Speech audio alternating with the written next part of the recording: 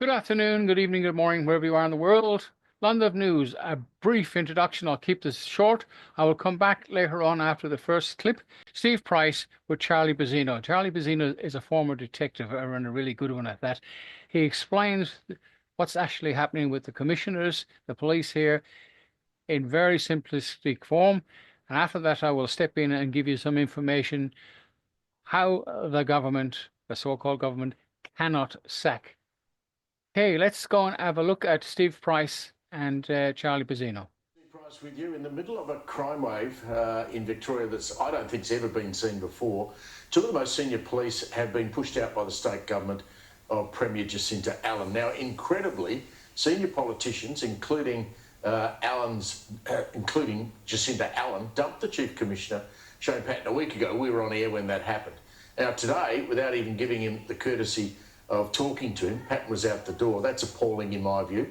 Joining me now is former homicide detective Charlie Bazzino. Great to see you again. Can you explain what's happening here? Well, just in my opinion, what's happening is, given the office of the Police Chief Commissioner is a political office, they're all under contract. Police Commander under contract. And I think when he took it on in 2000, he took on a poison chalice. He's paying for the legacy of previous Chief Commissioners from 2000. And we never recovered from that. And I think that Shane was starting to push back the government, and they didn't like it. But they needed a reason to get rid of him. And I think in comes the police union. Put in a vote of no confidence, that played right into their hands. And then you got Neil Patterson. Of recent times, Neil Deputy Patterson... Commissioner, he went today. Yeah, because he called it out just recently at a public forum, at a crime forum, to the residents out in the eastern suburbs of saying, we are locking him up, the youth crime, we're locking him up, but it's catch and release. So what more can we do? We're relying on the government. So back onto the government, bang, he's gone. We're in the middle of the worst crime wave that I can remember. You and I have lived in Victoria for a long time. We've covered crime together for a lot of the time. I can't believe 13, 14, 15 and 16-year-old kids breaking into people's homes, threatening them, stealing cars and going on 200-kilometre-an-hour chases with the police. I mean, can you believe this is happening? No, it beggars belief, because ultimately they're armed with machetes. They're taking they were initially sneaking into houses, taking keys. That stopped. They started waking the people up and threatening them with the machetes. Now, 90 times or 50 or 60 times, bail on bail, bail on bail. How do you think the police officers feel? They're absolutely crushed. What's the point of us chasing them, putting their lives at risk, and poor old community? They're in fear. We should not be in fear, and it all falls back on the government, Steve. So the government doesn't like it when the police push back and say these bail laws need to be toughened up. The government doesn't want to put young offenders in custody. A lot of that came out of the Europe Justice Commission and the Indigenous push against having Indigenous kids locked up. But how can you bail someone 50 times? Correct. Comes a time the safety of the community in any state of this great nation of ours have to be protected. That's number one priority. So now Rick Nugent is pushing that envelope. So changing the captain or changing the bus driver midstream, is that going to change things? Rick Nugent now needs the tools and put them on notice. You know what? He'll get a few crumbs, but I think ultimately we'll be sitting here probably in 2 or 3 years' time and saying the same thing. I've written about this a lot. The reaction I get from people is, well, where are the parents of these kids? What does bail actually mean? So, I mean, OK, I can understand it maybe once or twice, Charlie, that you might get arrested and you get a lawyer or legal aid takes you to court and you get bailed. But why do we not have a system where the parents have to stump up money, and if the kids re-offend, they lose that money? Bail's what? Yeah, well, that's the ones that have got parents that care. We've got parents in Victoria saying, going to the police and saying, please, come and take my child away. We can't control him. And what about the ones in foster care? That's on the government. On government foster care, they can't control them, so you then bring it back onto them. America have done that. They've gone back to the parents and made them accountable. But unfortunately, a lot of these reprobate kids don't have the support of their parents, or they're out of home, sleeping in the streets and just running amok because they know that they're thumbing their nose at authority, and they know they can get away with it. And ultimately, there's going to be a killing, one down the track of them, the offenders, and then the poor old resident, the community, is going to be then held to account of why he defended himself, of self-defence and his home. We've already seen a doctor lose his life. I mean, more people will die. Very and much so. some of these kids are going to die. I mean, I don't know how that hasn't happened already. Yeah. I mean, they're on their phones monitoring the police air wing, Yeah.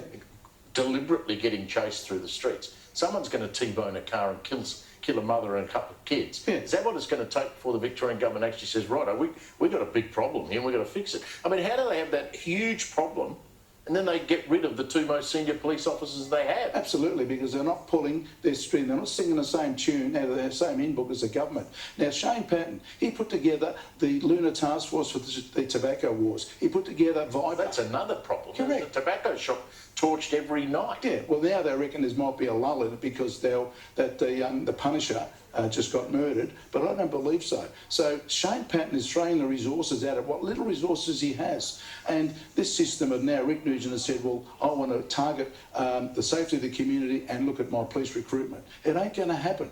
No one who wants to join the police force when they're just chasing their tails. There is no support of the police. There is no money in the coffers, and the unions are letting them down. Were you surprised that the vote was so anti-Shane Patton?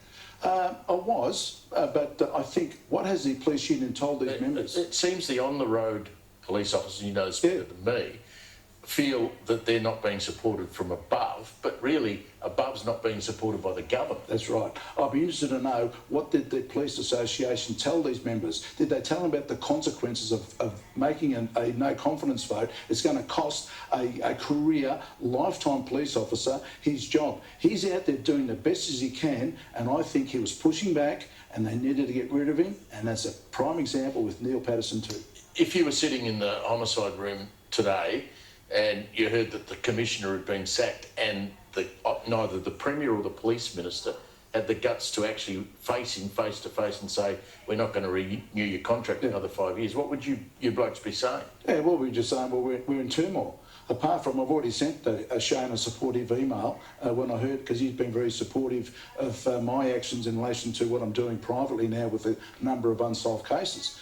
He's blue blood. He's like me. He joined as a police cadet, and then in my demise with Overland, same deal. They don't care, and the losers will always be the community. We need that rally from the community and the politics. Now I'm looking at the success rate from Brad Batten to really come and really shake this tree. Charlie, we need more people like you. Thanks for coming in. Thanks, Steve. The so-called government, right, which is a private corporation, there is a separation of powers, which of course is gone in our constitution. Now, a member of the so-called government cannot dismiss a sworn-in officer from the police service. So the deputy commissioner that they got fired, Shane Patton got fired. Well, okay, they may have some validity there because they're on contract, but they sacked one of the deputies. Now, there's two ranks in the police force, constable and chief constable. Our chief constables here are called chief commissioners. Now, this is criminal. Only a commissioner of police or chief constable can fire a member of the police force. So they've overstepped the boundaries. Now, Charlie explains it all started in 2000, this chain of command and contracts. Neil Connery, he was the commissioner then, remember? And that's when things started to go down the tubes. Then Christine Nixon came in from 2000 to 2009, and things really, really did change then. It's corruption, right? It's just a private corporation which converted the police service into a private corporation, but now they're really stepping over the boundaries and actually picking and choosing who they want in the service. I mean, really, it is crazy. The cops are not getting paid enough. They're out there in the street risking their lives. Some of them do it for glory, and some of them do it because it's in their blood to be police. But every time they go out, the chances of getting injured. Now, the police command, Shane brought it up, as Charlie will explain. As soon as you turn it back on the corporation that runs them, man, you're gone. And now I'll be in trouble for getting into this. And someone sent me a message in to say, ask why they're building a railway station or a railway tunnel or wherever the heck they're building a railway to, from Cheltenham to Box Hill. Now, who'd be wanting to go, as Irish, to go from Cheltenham to Box Hill? I mean, really, Well, why would anybody bother? But yet they're spending this. There is some things going on behind the scene, which if somebody's got the answer out there, contact me, let me know. I don't want the corporation contacting me and getting me into trouble for saying it because, well, free speech doesn't exist anymore in Australia, only in America at the moment. Anyway, thanks for watching, guys. Now, there was a debacle in the councils and stuff. They're out of control, view taxes, taking people's vehicles. And lots of people turn up at council meetings and get angry, but nobody wants to do anything. So the government really, or the corporation that run the place, have got nothing to worry about because it's really apathy rules the day and nobody really gives a stuff. I don't even know why I bother. And sometimes I think I won't bother anymore. But anyway, thanks for watching. Share, guys. And the common law court will have the bank behind us. It's happening. It'll happen next month, March. And I will put some video up there which will change our lives as far as banks are concerned. And it will also give what you see in the background, the common law court, some money and some help. Now, we will not be in competition with the police. We will help and support them. I'm an ex-cop and very proud of it. And we will help and support each other. So take care and have a wonderful weekend. It's very hot today in Melbourne and looking forward to a change tomorrow. Bye for now.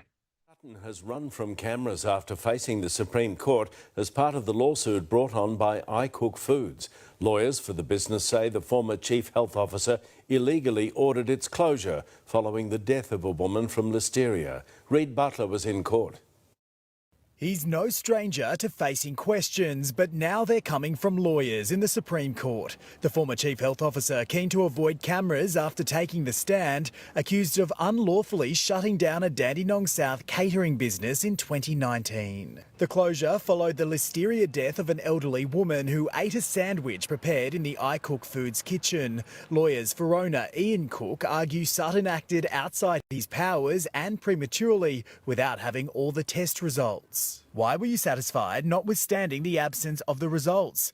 We had multiple pieces of evidence and a line of causation between the deceased case in hospital and her sample with a particular binary type and serotype linked to multiple examples of the same food type. The court heard it was the first time Sutton had made decisions on a listeria case. Lawyers for the prosecution asking the former chief health officer when he first read the specifics of the relevant legislation before closing iCook Foods. On the day of the order being made, Sutton will return to the stand here tomorrow and face more tough questions from the prosecution as they attempt to prove negligence. Ian Cook is suing the DHHS for $50 million. Dandenong Council was originally also a defendant amid claims food inspectors planted a slug to purposefully shut down the business. That matter was settled privately last week and council staff maintain their innocence.